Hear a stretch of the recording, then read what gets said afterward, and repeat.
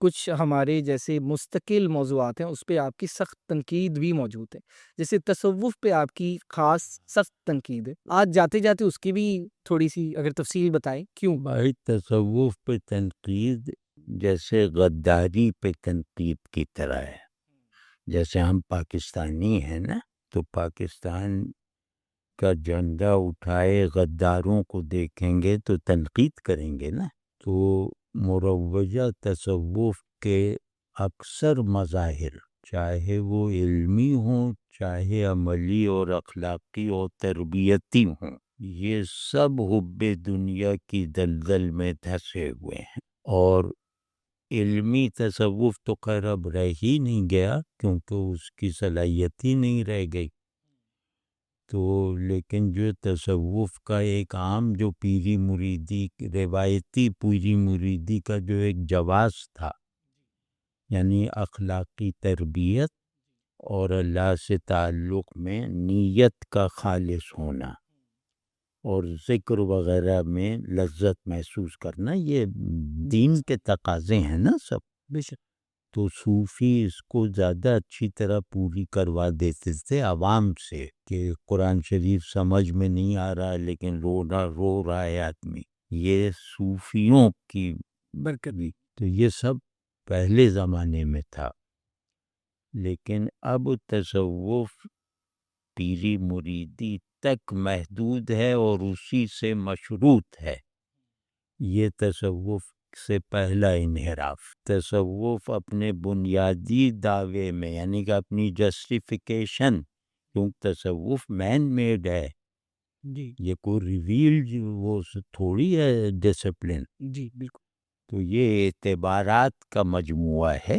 اس کے تمام مقاصد دین سے ثابت ہیں عنوان میں، لیکن ان مقاصد کے حصول میں جو لازمی فطری آزادی ہونی چاہیے، اس کا بہترین انکشاف صوفی پہ ہوا، اس کا بہترین استعمال صوفی نے کیا پہلے.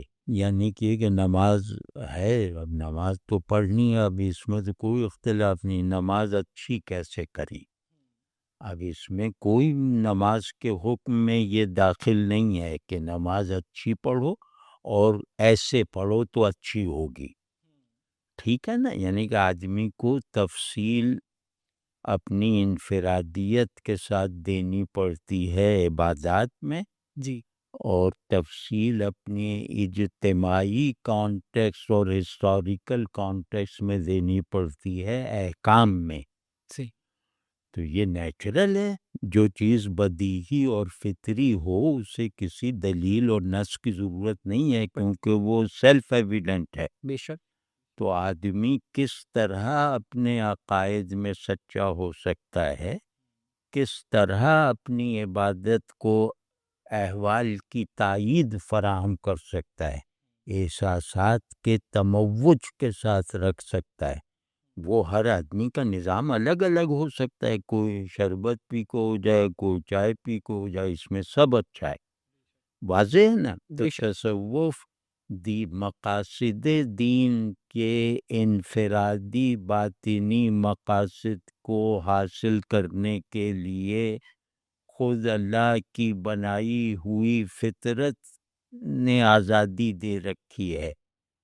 اس لازمی آزادی کا بہترین استعمال سکھا کے گیا تھا، بہت اچھا. جو علماء کے بس کی بات نہیں تھی، ظاہری علماء تک. تو یہ اتنی شاندار روایت ہے جو کم از کم 300 سال رہی. اور یہ پیری مریدی نہیں ہے. پہلے لوگوں کے ایک مرید نہیں، ایک پیر نہیں، 70 پیر ہوتے، مطلب استاد کے معنی میں، مربی کے معنی میں. بالکل. اور یہ اس کی سیلف جسٹیفیکیشن اس بات پہ تھی کہ ہم اللہ کی یاد کو مستقل رکھنا چاہتے ہیں. یوں کہہ لیں کہ اللہ کی نظر میں ہونے کے شعور کو اللہ کے ذکر میں مشغول رہتے ہوئے دوام دینا چاہتے ہیں.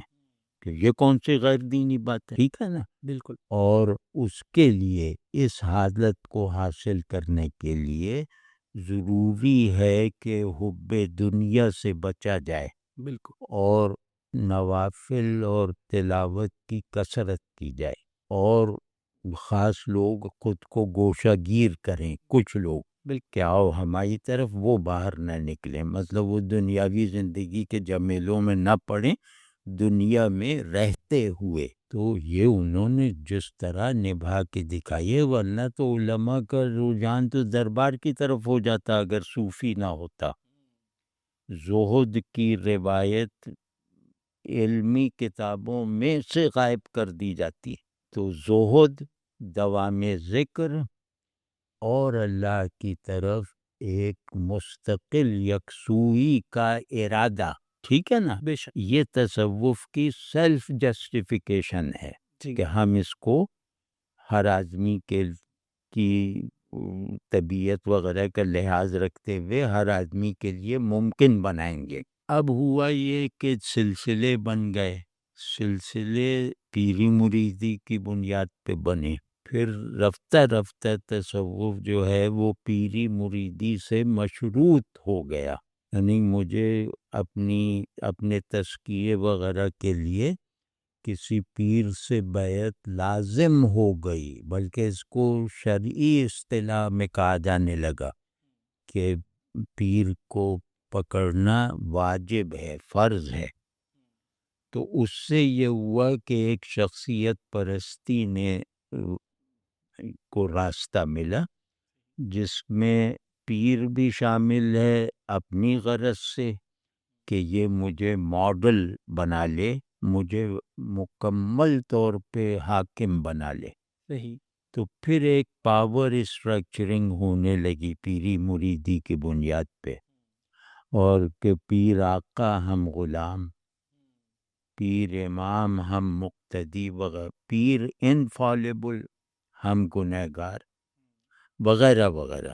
صحیح، تو اس کے پیر کے اس غلط تصور کی تعمیر میں حکایتوں اور جھوٹے قصے کہانیوں اور کرامتوں کے اشتہار نے گویا کام کیا ایڈورٹائزنگ ایجنٹس کی طرح، جیسے ایک بہترین ایڈورٹائزنگ ایجنسی کام کر رہی ہے، صحیح، اور اس نے نقب لگائی قرآن اور حدیث تک میں کہ وہ پیر کی عظمت یا ہمارے سلسلے کی عظمت ثابت ہو جائے، صحیح، واضح نا۔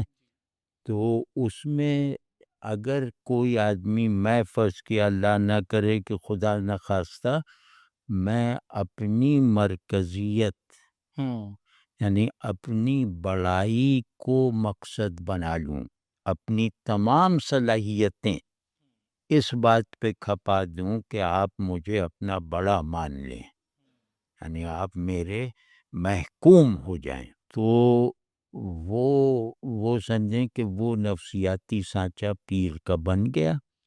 تو اسے حاکم بننے کے لیے جس طرح کی اتھارٹی اور طاقت اور ایک امیج کی ضرورت تھی، وہ حب مال اور حب جاہ کی شدت سے پوری کرنے پہ وہ مجبور ہو گیا۔ وہ اس نے اپنا تخت بنوا کے کی، شاہ جی کہلوا کے کی، اور مرید اس کے نام پہ کہ غلام معین الدین، غلام محی الدین، اس طرح کے نام رکھے جانے لگے جو کہیں بھی نہیں، غلام کسی کا نہیں رکھا جاتا تھا نام پہلے صحیح، کسی بھی مسلم معاشرت میں۔ تو اس میں پیری مریدی نے گویا پسماندہ طبقات کے چالاک لوگوں کو ایک مصنوعی طاقت دے دی، اور بالاتر طبقوں پر بھی جیسے فوقیت حاصل کرنے کا راستہ سکھا دیا۔ تو اب اس میں مطلب پیر، جیسے میں ایک عرض کرتا ہوں کہ ایک شیخ کا انتقال ہو گیا، پیر تھے، تو میں گیا تو ان کے خلیفہ سے میں نے کہا کہ بھائی اللہ مغفرت فرمائے۔ اب یہ مسنون صیغہ ہے، بالکل، وہ اس پہ برا مان گئے کہ ان کو مغفرت کی کیا ضرورت، آپ کر کے ذرا دیکھ لیجئے، فلاں پیر صاحب وصال فرما گئے ہیں، ان کے مریدوں سے کہہ دیجئے کہ یار اللہ ان کے گناہ معاف کرے۔ کہہ کے دیکھیے، تو وہ جس رد عمل کا آپ سامنا کریں گے نا، وہ اللہ نہ کرے کہ اس سے آپ کو گزرنا پڑے، آپ کا یہ مغفرت فرما دے اللہ، وہ تو گویا اللہ منتظر ہے، وہ کوئی حجلۂ عروسی میں گئے ہوئے ہیں۔ یہ تاثر ایک ایسے آدمی کے کہ جو نہ قرآن جانتا ہے، نہ حدیث جانتا ہے، نہ سنت جانتا ہے، نہ دین اس کا کوئی مسئلہ ہے، تو ایک جھوٹی جو ایک وہ بلندی پیدا کرنے کی مہارت انہوں نے حاصل کی، ورنہ نفسیاتی طور پہ آپ دیکھیں، دو چیزیں میں عرض کرتا ہوں کہ پیر بننے پہ کون راضی ہوگا، اتنی بھاری ذمہ داری لینے کون راضی ہوگا؟ بالکل یعنی کہ آپ نہیں بچے نہیں سنبھل پا رہے تو میں 100 کی ذمہ داری لوں گا؟ ممکن ہی نہیں، میں تو ہر ممکن کوشش کروں گا کہ یہ بن جائیں، آپ بن جائیں، میں نہ بنوں۔ یہ کیسے بننے پہ راضی ہیں؟ بلکہ راضی ہی نہیں، ان میں جھگڑے ہوتے ہیں۔ دوسرا، پیسہ لینا غیرت کے خلاف ہے، تحفے میں صحیح، بلا ضرورت پیسہ لینا، یا تو بلا ضرورت پہ پیسہ لینا کیا ہے کہ میں آپ سے کہوں کہ بھائی میری مدد کر دیجئے یا مجھے قرض دے دیجئے، بالکل یہ سب ہماری معاشرت کا حصہ ہے، فطری ہے۔ اور رسول اللہ صلی اللہ علیہ وسلم نے معاشرت میں یہ جاری رکھا اپنے لیے بھی۔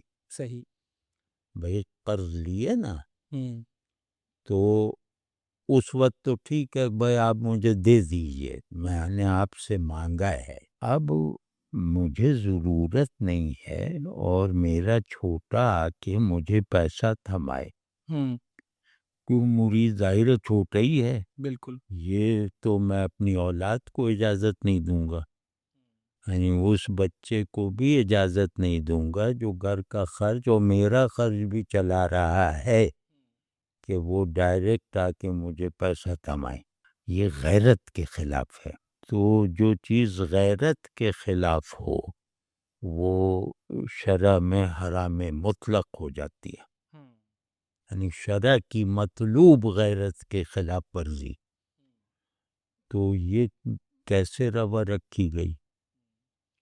پھر نذرانوں کی طرف ایک نذرانوں کو پیری مریدی کے ضابطوں میں داخل کرنا جی، کہ مرید مانے ہی نہیں جائے گا جب تک آپ دنیا نثار نہیں کریں گے، جی تو اب وہ پیر صاحب ارب پتی ہیں، جی، وہ اپنے مریدوں کی فلاح پہ کیا خرچ کر رہے ہیں؟ غریب مریدوں، اور غریب مرید سے پیسہ لیے چلے جا رہے ہیں۔ یہ بالکل اس کی تعویل کی طرف دھیان لگانا بھی گویا اپنے آپ کو ڈسکوالیفائی کر لینا ہے، آدمی کی حیثیت سے بھی اور دیندار ہونے کی جہت سے بھی۔ صحیح، یہ کلچر نہیں بن گیا ہے؟ بالکل ہے، آپ کوئی جو جن کے مرید زیادہ ہیں ان میں کوئی غریب یا متوسط طبقے کا ہے؟ نہیں، تو اب کیا ہوا کہ اب اس پورے سسٹم کو میں تصوف کے ڈسپلن میں پلا بڑھا ہوں، جی اسی لیے بالکل تو مجھے تو اجازت حاصل ہے پیر بننے کی بھی 4 سلسلوں میں، اور 2-4 مہینے کے لیے بنا بھی تھا، تو لیکن یہ کہ مجھے تو پتہ چل گیا کہ یار یہ کیا ہے، تو ہم نے توبہ کی فوراً، اور سب سے کہا وہ اپنی اپنی فکر کرو، آج تک سب سے کہتا ہوں اپنی فکر خود کرو۔ اب آپ خود سوچئے کہ 4 مہینے میں ایک آدمی گھبرا جائے کہ کوئی 100 روپے دے رہا ہے، کوئی 50 روپے دے رہا ہے، منع کرو تو وہ سمجھتے تھے کہ یہ پیر بننے کے لائق نہیں ہے، مرید سمجھتے ہیں۔ جی تو اب اس ساری یہ غیر انسانی ہے، یعنی ایک ایب نارمل خرابی ہے، جی اور غیر انسانی اگر ہے تو اس کا غیر اسلامی ثابت کرنے کے لیے کسی اور دلیل کی ضرورت نہیں ہے، اور نہیں، ہاں وہ کہہ رہا تھا کہ ہم تو غدار ہی سے لڑ رہے ہیں، جی میں قبل سلاسل تصوف جو ہے اس کی 90% علمی اخلاقی سب روایتوں کو اپنا قیمتی ترین ورثہ سمجھتا ہوں اور اپنے اوپر استعمال کرتا رہتا ہوں، اور دوسروں کو بھی تصوف کی اصطلاحوں سے باہر نکال کے دوسروں کو بھی اس سے مستفید کرنے کی کوشش کرتا رہتا ہوں۔ ٹھیک ہے۔ تو اب ان جیسے اقبال نے کہا نا کہ زاغوں کے تصوف میں عقابوں کے نشے من، یہ پیروں ہی کے بارے میں کہا، صحیح۔ تو وہ دیکھ کر میں بھلا ان لوگوں سے کیسے بے وفائی کروں جن سے میں نے تصوف کو اپنی اصلی صورت میں اور اپنے مطلب دینداری کی ضرورت کے طور پر لیا ہے۔ جاوید صاحب، جو ایک تو بہت شکریہ، یہ بہت ضروری تھا آپ کا اتنا تفصیلی بیان سامنے آنا، اور مطلب کوئی بھی اس سے انکار نہیں کر سکتا کہ اگر پیر لینڈ کروزر میں جا رہا ہے اور مرید کے پاؤں میں چپل بھی نہیں ہے تو ظاہر ہے یہ غیر انسانی ہے، یہ غیر اخلاقی ہے۔ اور میں آپ کی بات جتنی سنتا تھا اتنا خوش ہو رہا تھا کہ آپ کی طرف سے یہ تنقید سامنے آئی، لیکن ایک چیز مجھے یہیں بیٹھے بیٹھے ایک بات کا احساس ہوا، یعنی آپ شاید تصوف کے جو سیلف جسٹیفائیڈ اس کے جو مذہبی تقاضے ہیں اس کے خلاف نہیں ہیں، یا جتنا مجھے سمجھ آیا، لیکن جو بعد میں انسٹیٹیوشنلائز ہوا اور اس کی جو سوشیولوجیکل اور سائیکولوجیکل انحطاط ہے، زوال ہے، اس سے آپ ہاں، اس کے موجودہ مظاہر ظاہر سے یس اور اکثریت یہ نہیں ہے۔ آج بھی میں کچھ لوگوں کو جانتا ہوں جو جینوین صوفی ہیں اور ان کو ان کا مرید بننا فخر کی بات ہے۔ صحیح۔ آج میں جیسے خاکوانی صاحب ہیں اور کچھ اور لوگ، اب خاکوانی صاحب جدی پشتی امیر ہیں، تو انہیں تو کوئی ہمت ہی نہیں کر سکتا ایسے چیزوں میں پھنسنے کی، صحیح۔ اور وہ خود اپنے مریدوں کی فلاح و بہبود کا بہت خیال رکھتے ہیں۔ تو چلو اس طرح کے آدمی ہوں یا اور بھی کچھ لوگ ہیں جو گوشہ نشین لوگ ہیں، ملتان میں خیر المدارس میں ایک صاحب ہیں، بالکل زاہد فقیر، زہد اگر نہیں ہے تو وہ مرید بھی نہیں بن سکتا۔ تصوف زہد کی کشش سے قبول کیا جاتا ہے۔ بھائی ایک بات کہہ دوں تاکہ بڑاس نکل جائے، قادری سلسلے کی کوئی چمکتی دمکتی اور بہت بڑی خانقاہ میں، ایک مثال دے رہا ہوں جی۔ کہ جیسے بڑی خانقاہ ہے، ہزارہ مرید ہیں اور سب قادری ہیں، تو ان کی خانقاہ میں آپ مجھے انہی کے امام جن کی نسبت سے وہ ہیں، یعنی شیخ عبد القادر صاحب جیلانی رحمہ اللہ، ان کے وعظ پڑھنے کی اجازت دلوا دیجیے، انہی کی کتاب پڑھنے کی۔ نہیں ہے۔ میں کہتا ہوں دلوا دیجیے، کسی قادری سے کہیے کہ بھئی تمہارے ہی بڑے پیر صاحب کے ملفوظات اور خطبات پڑھنا چاہ رہے ہیں مائک پر، پبلک ایڈریس سسٹم پہ ہی، اور مرید اور پیر سب سنیں، جی۔ تو آپ ذرا دلوا دیجیے۔ میرے لیے یہ اچنبے کی بات ہے، آپ کے خیال میں نہیں ہے اجازت؟ ارے نہیں، مطلب میں تو اندازہ یہی ہے میرا، اور ایک تجربہ ایک ہی ہے، صحیح۔ لیکن آثار یہی ہیں کہ آپ کو نہیں الاؤ کیا جائے گا۔ کیوں؟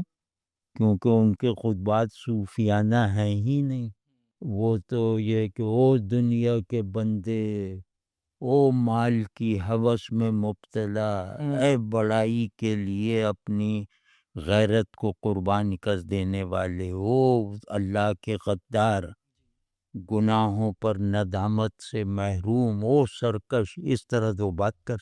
اسی طرح کسی بھی جگہ آپ کسی بڑی خانقاہ میں جہاں چہل پہل ہو بہت، یا یوں کہہ لیں کہ جہاں کے شیخ امیر آدمی ہو، بہت امیر، جس ان کی عمارت میں مریدوں کا دخل زیادہ ہو، ایک ہے کہ آپ جتی پشتی امیر ہیں، یہ تو اللہ کی بہت بڑی رحمت ہے آج کے زمانے میں، صحیح۔ تو ایک یہ کہ آپ تو غریب فلاں چیچو کی ملیاں سے اٹھے اور اب آپ نیو یارک میں خانقاہ بنائے بیٹھے ہیں. جی تو اس طرح کے جو لوگ ہیں نا کیریکٹرز، ان کی کسی بھی سلسلے کی خانقاہ میں مجھے ان کے مریدوں کے سامنے زہد پر تقریر کرنے کا موقع دے دیجئے جس میں آیتوں اور حدیثوں کے علاوہ کچھ نہیں پڑھوں گا. کروا کے دکھا دیجئے، اوپن ہے، کچھ نہیں پڑھوں گا. زہد پہ کروا دیں. حب دنیا شرک اصغر ہے، یہ روایت میں ہے. بالکل. تو اس کی تفصیل ہم سے کروا دیں کہ حب دنیا کیا ہے اور شرک کیوں ہے. اس پہ کروا دیں کہ مال جمع کرنا کتنا برا ہے. اب اس پہ تو نص بھی ہے، اس پہ اللہ نے لعنت بھیجی ہے. تو مال سے محبت نہ ہونے، وہ مالدار جسے مال سے محبت نہیں، چلو اس پہ کروا دیں کہ وہ مالدار جسے مال سے محبت نہیں ہے وہ کیسا ہوتا ہے. چلو یہ تو ایک بے ضرر سا ہے نا. بے شک. تو ارب پتی پیر صاحب کے ہاں یہ کروا کے دکھا دیجیے مجھے. تو جو لوگ اپنے ہی مسلمات کو ڈھانپنے پہ مصر رہیں اور پھر اس روایت کے ٹھیکیدار بنے، ان پہ غصہ نہیں آئے گا؟ بے شک. یا ان کی تردید میں شدت ہونی چاہیے یا نہیں؟ وزن 200% ہونی چاہیے. میں ایک اگلی بات سوچ رہا ہوں، کیا یعنی یہ لگتا ہے کہ یہ انسٹیٹیوشنلائزیشن جب ہوئی اس پوری عمل کی تو اس کے شاخسانہ ہے یہ سب، تو کیا اس میں آپ کو کوئی کریکشن یا کسی طرح شاید آگے جا کے خود سیلف کریکٹ کر لے اپنے آپ کو کیا یہ دروازہ بند نظر آتا ہے یا شاید وقت کے ساتھ؟ نہیں، پیری مریدی کو ختم کریں یا اس کے آداب کو قبول کر کے نشر کریں کہ بھئی ہم صوفی ہیں، یہاں ایک پیر صاحب بھی ہیں، انہیں ہم نے زبردستی بٹھایا ہے، تو دیکھو ان کو بھاگنے نہ دینا صحیح. اور ان سے بس فیض اخذ کرو. اس طرح کی کچھ جگہیں بن جائیں تو پیری مریدی کا جواز ہے. اور پیری مریدی کا مطلب غلامی نہیں ہے. پیری مریدی کا مطلب اس طرح کی ضمانتیں نہیں ہیں کہ میں تمہیں جنت میں پہنچاؤں گا، یا کامیابی یا کمال کے یقینی حاصل ہو جانے کی بڑکیں مارنا، یا کمالات کی مسنون ساختوں کو نظر انداز کر کے کمالات کی اساطیری فضا میں پہنچانا، یہ سب بالکل ممنوع. تو یہ عالم کریں یا آپس کی صحبت سے. لیکن اگر مجھ سے کہا جائے کہ یا تجدید تصوف کرو تو میں کہوں گا تصوف کا نام ترک کر دو اور پیری مریدی پہ پابندی لگا دو. عنوان اختیار کرو استادی شاگردی کا. صحیح. جیسے پرانے صوفیہ کہتے تھے، استاد کہتے تھے، استادی شاگردی کا عنوان بناؤ.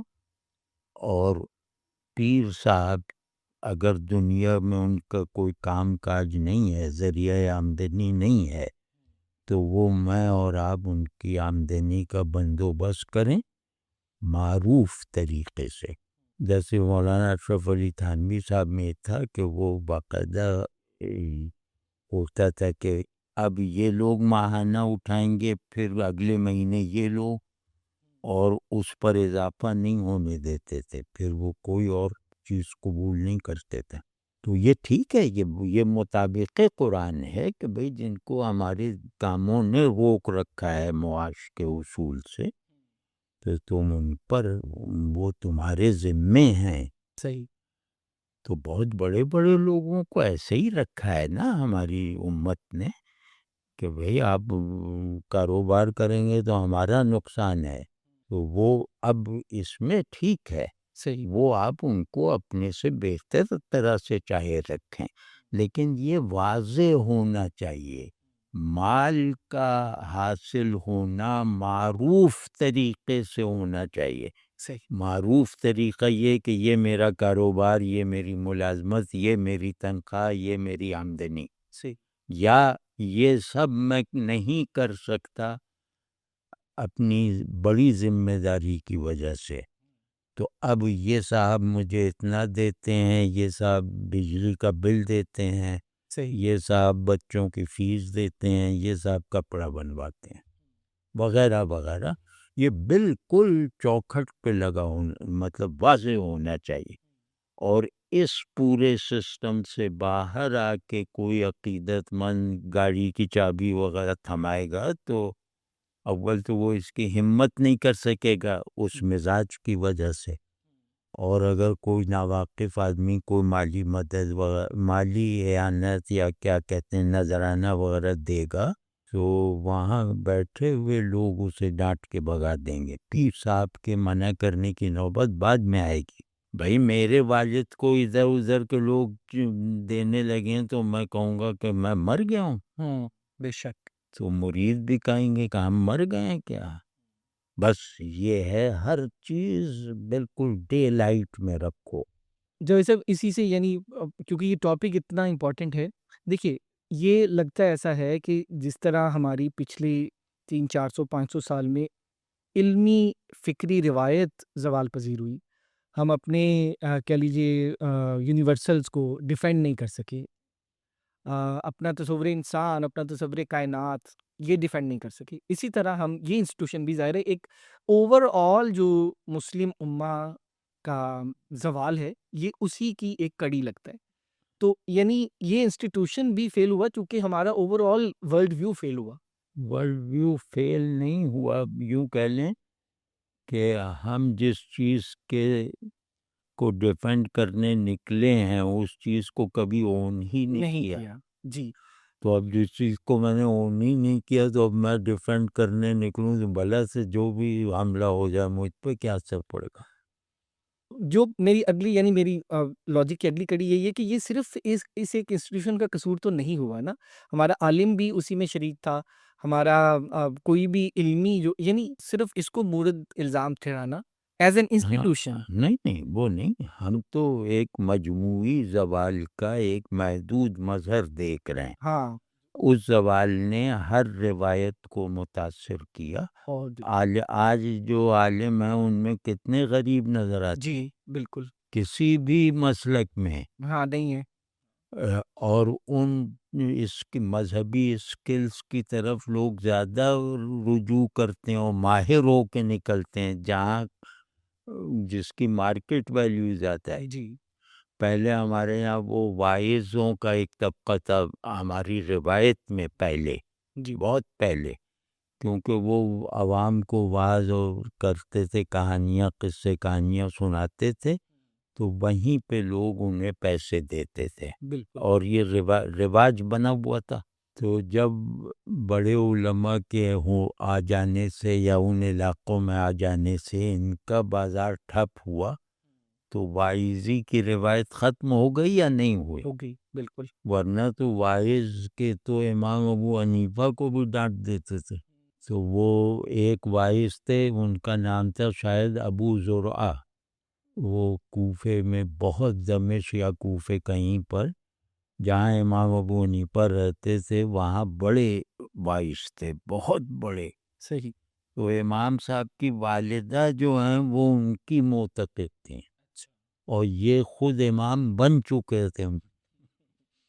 ان کا بڑا وہ سیٹ اپ بن گیا تھا عالم اسلام میں، جیسے ایک عزت تھی. تو اب جو بننا تھا بڑا وہ بن چکے تھے. بالکل. تو ان کی والدہ ان سے ایک مسئلہ پوچھا، کہا کہ بھائی یہ مسئلہ کیا ہے؟ تو انہوں نے بتانا شروع کیا تو انہوں نے کہا نہیں نہیں میں ادھر ادھر سے نہیں پوچھوں گی، مجھے ابو زرع صاحب کی امام ابو زرع کی طرف لے جاؤ. اب وہ 80-85 برس کی وہ خاتون اپنے بیٹے پہ اعتماد نہیں، اپنے بیٹے کی حیثیت تو دیکھتی ہوں گی نا کہ سب لوگ آ رہے ہیں، لیکن نہیں، کہا کہ ابو زرع کے پاس. اب ابو زرع صاحب کے پاس لے گئے تو ابو زرعہ تو ابو حنیفہ کو جانتے تھے، تو ابو زرعہ نے کہا ہاں بھائی کیا مسئلہ ہے؟ تو ان کی والدہ نے وہ مسئلہ اپنا کوئی مذہبی مسئلہ تھا فقہی وہ بتایا بہت ادب سے بیٹھ کے، یہ بھی ان کے برابر بیٹھے ہوئے، وہ مسند پہ بیٹھے، تو انہوں نے جیسے غور کیا ایسے تاثر دیا کہ وہ غور کر رہے ہیں۔ انہوں نے کہا بھائی تمہارا لڑکا بھی کچھ عالم بننے چلا ہے نا، تو میں ذرا سا اس کا امتحان لے لوں کہ یہ عالم بننے کی قابلیت بھی رکھتا ہے یا نہیں۔ یہ امام ابو حنیفہ سے وہ کہہ رہا ہے ان کے لیے، اور پھر ان کی طرف منہ کر کہا ہاں بھائی تم بتاؤ ذرا تو دیکھیں کہ تمہاری بھی کہاں تک پرواز ہے، تم بتاؤ۔ تو انہوں نے اپنا وہ حل جو مسئلہ تو بتا دیا، تو کہا کہ بیوی تمہیں مبارک ہو، تمہارے لڑکے نے علم حاصل کرنے کی صلاحیت حاصل کر لی ہے۔ اچھا، تو 100 روپے یعنی امام صاحب سے وہ نذرانہ امام صاحب نے اسی طرح دیا جیسے دیتے تھے، اور لے کے چلے آئے۔ کبھی بھی کوئی چیز اگر مارکیٹ ویلیو رکھتی ہے نا جی تو اس میں صلاحیتیں بڑھتی جاتی ہیں۔ ہاں یہ بات ٹھیک تو اب نعت خوانی کی روایت آپ نہیں ہے، یہ ہمارے سامنے بدلی ہے وہ۔ او ہو یہ ذاکری اور یہ نعت خوانی یہ سب، یہ تو وہ اتنے زیادہ تیز ترار لوگ کہ آپ ان سے ایک اختلاف کر کے دیکھیے تو آپ کو زج کر دیں گے، کیونکہ ان کا حقیقی مفاد اس سے وابستہ ہے نا۔ جی میرا حقیقی مفاد جس چیز سے وابستہ ہوگا اس کے دفاع کی فطری صلاحیتیں میرے اندر بیدار ہو جاتی ہیں۔ بالکل، تو آپ میں تو کئی مرتبہ بھگت چکا ہوں، ایک عامل کو میں نے سمجھایا کہ یار یہ کن چکروں میں پڑے رہتے ہو، بہت امیر عامل، یہ جو عملیات جی جی کرتے ہیں نا، اور وہ خود کو صوفی کہہ کے عامل بنے ہوئے تھے، مطلب شیخ بھی تھے۔ میں نے کہا یہ سب کیا جی اور خود مجھ سے وہ پوچھنے آتے تھے اپنے مسائل، جبھی تو میں نے کہا کہ ہم سے پوچھ رہے ہو اور ہم یہاں غربت میں پڑے ہیں صحیح، اور تم یہ سب کر رہے ہو۔ میں نے کہا یہ نہ کریں۔ تو جو انہوں نے دلائل دیے نا اپنے کام کی اہمیت پر، تو سچ کہتا ہوں میں لاجواب ہو گیا بالکل۔ میں نے کہا یار پھنس گئے، مطلب کچھ میری سمجھ نہیں آیا کہ میں اس کو کیسے وہ کروں، کیونکہ اس کے پیچھے اتنی گہری وابستگی نظر آ رہی تھی، محسوس ہو رہی تھی کہ اس نے جیسے ہمیں ڈیر کر دیا۔ ہم نے کہا بھائی یہ تو اب اتنا گہرا اترا ہوا ہے تو ہم کیا کر سکتے۔ آپ کا جس چیز سے بھی گہرا مفاد ہے، حقیقی مفاد ہے، آپ اس کے دفاع پر قادر ہو جاتے ہیں۔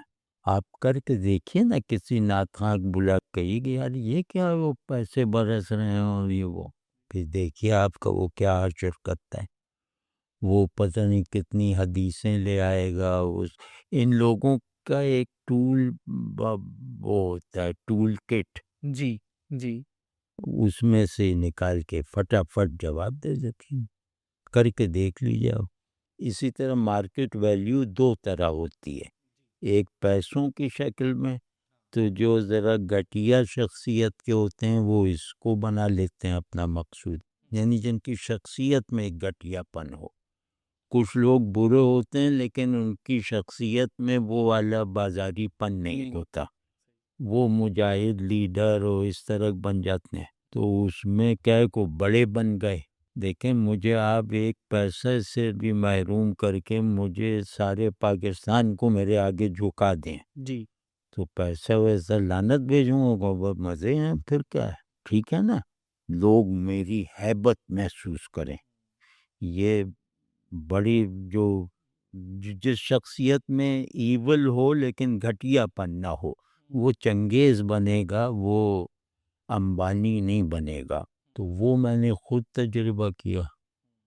وہ میں وہاں عمرہ کرنے گیا ہوا تھا مکے میں ایک جگہ، ایک آدمی نے مجھے داعش کے جو امام تھے نا ان کی تقریر سنوائی، تو وہ اس کے نیچے جیسے وہ کیپشن وہ ترجمہ آ رہا تھا جی ویڈیو میں، اور وہ ترجمہ بھی وہیں سے ڈالا گیا تھا کہ سب میں پہنچے، کئی زبانوں کے تھے۔ صحیح اب میں اس کا ایک آدھ ٹکڑا سناتا ہوں، اور یہ 10 آیتیں پڑھنے کے بعد یہ کہہ رہا ہے وہ، اور آیتوں کا ترجمہ مجھے آتا تھا پہلے سے، جی تو آیتیں بھی بالکل درست لگ رہی تھیں کہ جس مصرف میں استعمال کر رہا ہے اس میں درست ہیں، علمی راستہ بھی نہیں مل رہا اس وقت کہ اللہ یہ فرماتا ہے، اللہ یہ فرماتا ہے، اللہ یہ فرماتا ہے، اللہ یہ فرماتا ہے، رسول اللہ صلی اللہ علیہ وسلم نے یہ کیا، یہ کیا، یہ کیا، یہ کیا۔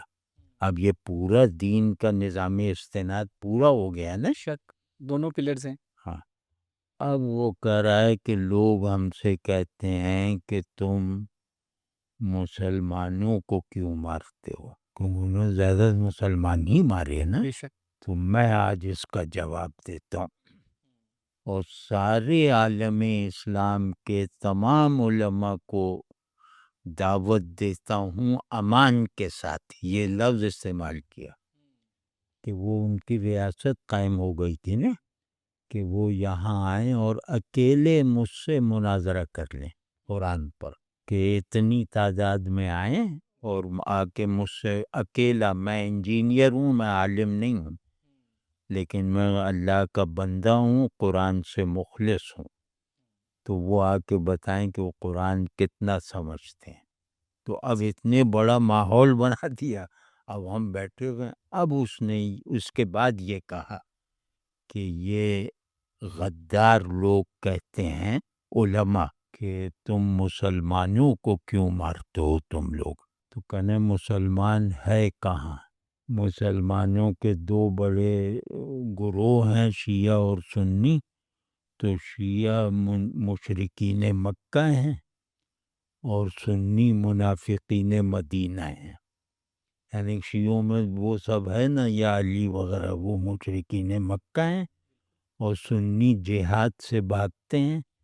منافقین کی مدینے میں یہ پہچان تھی نا کہ جہاد کے وقت الگ ہو جاتے تھے، کہ سنی وہ ہیں، تو پہلے مسلمان ہونا تو ثابت کرو۔ اب واقعی وہ فضا ایسی تھی کہ اگر وہ فزیکلی وہاں موجود ہوتا تو میں بھاگ جاتا، مطلب بحث نہیں کر پاتا۔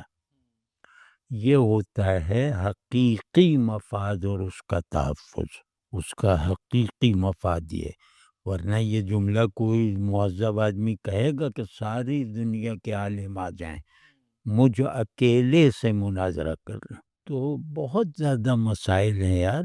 تو ضرورت یہ ہے کہ پیسے کو اس سارے سسٹم سے نکالا جائے۔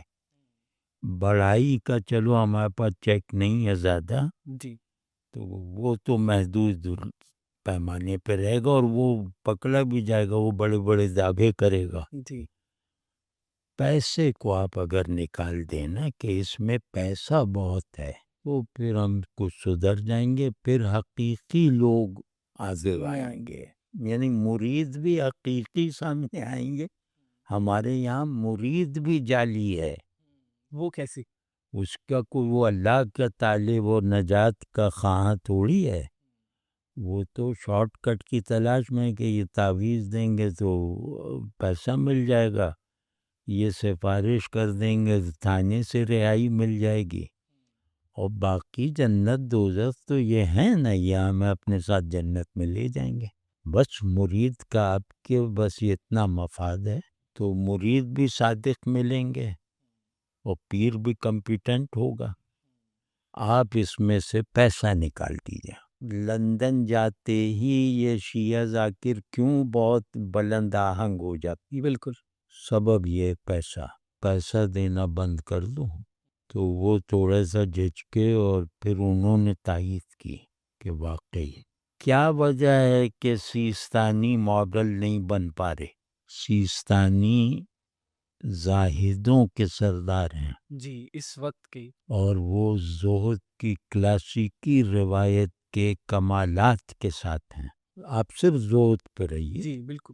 تو وہ کیا وجہ ہے کہ ادھر زیادہ ہیں، یہ جو چمک دمک والی ولایت وغیرہ اس میں زیادہ ہیں، کیونکہ اس میں پاور ہے، اس میں بڑائی ہے، اس میں مقبولیت ہے، اس میں ایک وہ تکبر کی گنجائش ہے، اور اس کی مارکیٹ ویلیو بہت زیادہ ہے. وہ تو ان کے فتویٰ لا کے سنا دیا کہ نماز پڑھ لیا کرو اور زکوٰۃ ٹھیک طرح سے دو اور سینے نہ کوٹو فلاں. اب یہ سب انہی کے فتوے ہیں، وہ لا کے سنائیں گے، وہ یوں یوں کر کے چلائیں گے. مجلس میں سیستانی کی تقریر سنوا کے دکھا دیجئے، جیسے قادریوں میں ان کی. یہ ہمارا اسٹف ہے. اس میں جب تک ہم دنیا کو بے دخل، دنیاوی مفادات کو بے دخل نہیں کریں گے نا، وہ دین غریبی میں حاصل ہوتا ہے. یہی نعرہ لے کے اس میں مبالغہ کر دو، چاہے مبالغہ کر دو، غلط بھی ہو جائے تو وہ اس میں ہمارا گناہ نہیں لکھا جائے گا. صحیح. یہ کچھ لوگ اٹھے نا اب مدارس سے ادھر ادھر سے، جن کی وہاں پر اثر پہنچ ہے، یہ کوئی کرنے پہ تیاری نہیں ہو رہا. یہ تو میں کیا بتاؤں، میں برسوں سے علماء سے کہہ رہا ہوں کہ خدا کے لیے آپ لوگ یہ گاڑیاں واڑیاں، یہ محتمم بیٹا ہی کیوں ہوگا ہمیشہ؟ ہاں بالکل. کیونکہ یہ سب کارخانے ہیں. خانقاہ میں جانشین بیٹا ہی کیوں ہوگا؟ جو بالکل نالائق سا ایک بیٹا ہے وہ ہو گیا، اور بڑے بڑے مخلص عالم مرید وہ کنارے پہ ہیں. کہیں دیکھا ہے یہ؟ موروثی ہے، ہر جگہ موروثیت ہے. جاوید صاحب، آج بہت تفصیلی گفتگو ہوئی، اس کے لیے آپ کا بہت شکریہ، آپ کے وقت کا بہت شکریہ. اور اگلی دفعہ ایک اور نئے موضوع کے ساتھ آپ کے پاس حاضر ہوں.